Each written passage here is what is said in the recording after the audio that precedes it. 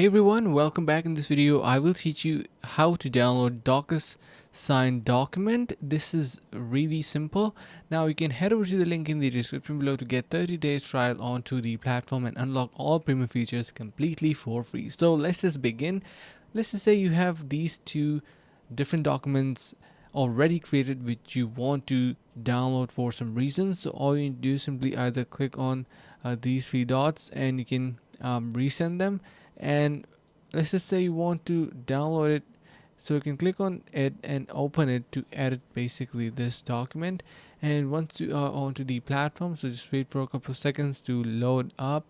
Now what do we need to do here? You can see we have this option of we can either click on this download option to download a combined PDF, or if you want to download a separate PDFs, you can easily do that. A separate PDF is going to be of course separating of the pages, and this is how you can download it.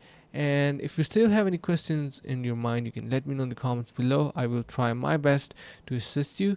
And yeah, that's pretty much it. See you guys around in the next video.